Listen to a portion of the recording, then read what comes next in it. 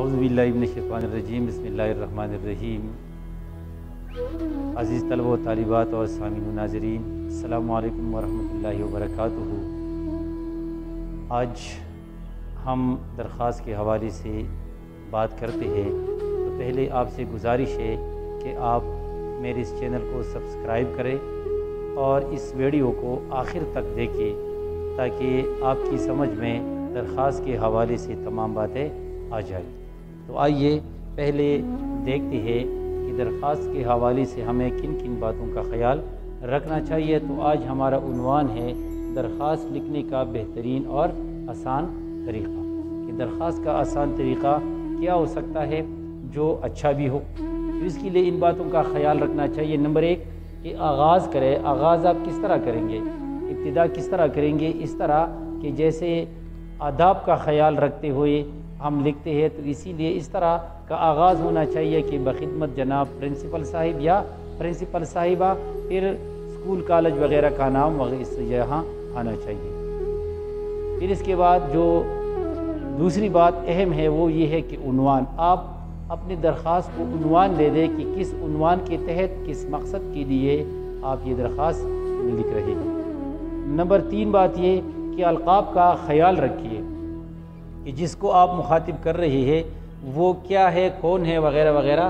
تو اس طرح جناب عالی یا جناب عالیہ یا القاب سے مراد یہ پرنسپل وغیرہ بھی ہو سکتا ہے۔ تو پھر اس کے بعد یہ جناب عالی یا جناب عالیہ، یاد رکھیے کہ یہ دائیں طرف لکھنا چاہیے یا درمیان میں لکھنا چاہیے۔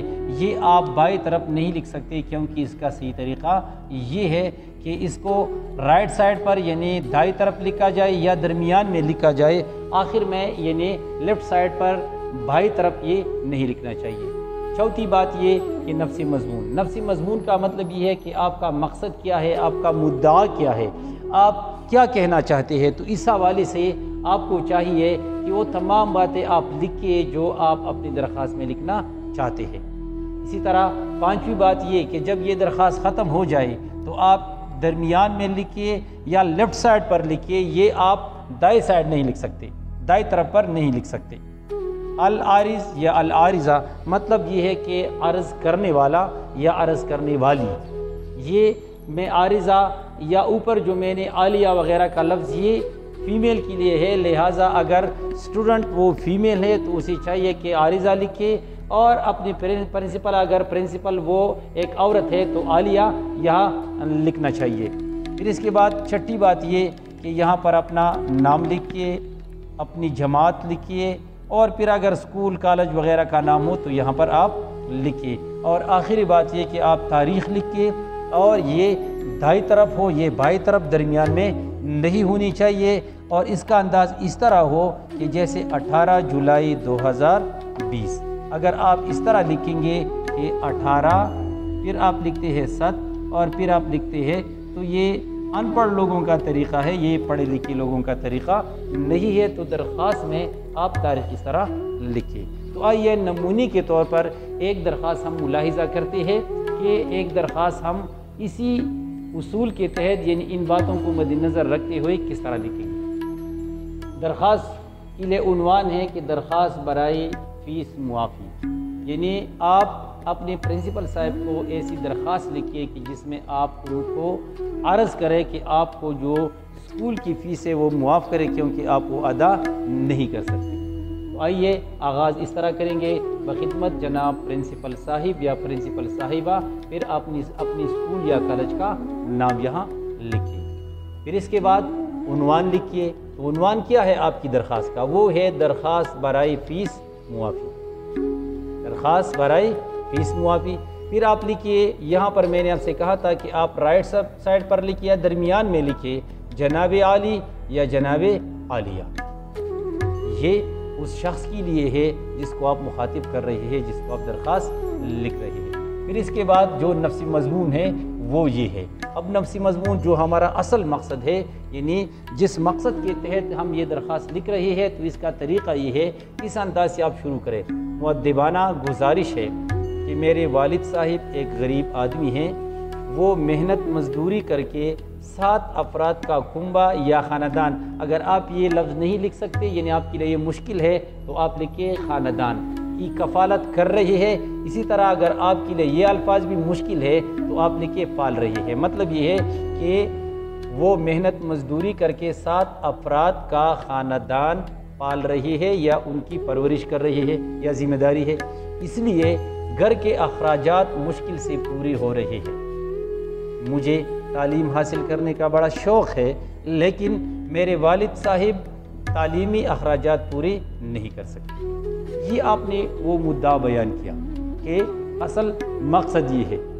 اب آپ آتے ہیں دوسرے پیراگراف میں، آپ یہ لکھیں کہ آپ کے والد صاحب اس طرح غریب ہے، آپ کی فیس ادا نہیں کر سکتے، تو آپ کیا کرنا چاہیے؟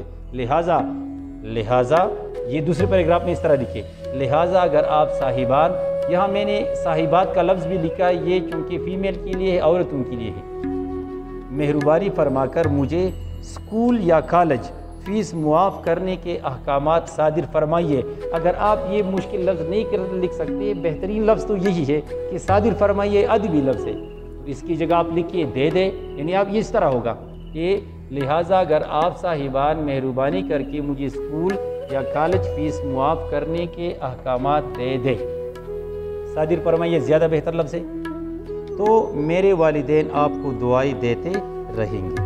فقط یہاں جیسی ہی یہ آپ ختم کریں تو آخر میں لکھیے فقط، یہ دوسری لائن میں نہ لکھیے، دوسری لکیر میں لکھنے کی ضرورت نہیں ہے، یہ صحیح طریقہ نہیں ہے۔ صحیح طریقہ یہ ہے کہ جیسی آپ یہ ختم کریں تو یہاں لکھیے فقط، پھر یہاں جس طرح میں نے آپ سے کہا تھا کہ جو عرض کرنے والا ہے یا والی ہے، العارض، یا اس کی جگہ لکھیے العارضہ، یعنی عرض کرنے والا یا عرض کرنے والی۔ اگر آپ فیمیل اسٹوڈنٹ ہے تو العارضہ لکھیے، میل ہے تو العارض لکھیے۔ آپ کا فرمان بردار شاگرد یا آپ کی فرمان بردار شاگردہ، یعنی یہ میل کے لیے، یہ فیمیل کے لیے، یہ اگر لڑکا ہے تو یہ، اگر لڑکی ہے تو یہ۔ پھر نام لکھیے یہاں پر، جماعت، اگر آپ کا رول نمبر ہے، فائل نمبر ہے وغیرہ تو یہ لکھیے، اسکول کالج کا نام لکھ سکتے ہیں۔ اور رائٹ سائڈ پر جیسے ہی آپ نام کے سامنے یا جماعت کے سامنے یہاں پر آپ لکھیے تاریخ، اس طرح 18 جولائی 2020، اس طرح نہ لکھیے کہ 18/7/2020۔ امید ہے کہ آج آپ نے درخواست کا طریقہ اچھے انداز سے سیکھا ہوگا۔ آئندہ کسی نئے عنوان کے ساتھ آپ کی خدمت میں حاضر ہوں گے، تب تک کے لیے اجازت دیجیے، اللہ حافظ۔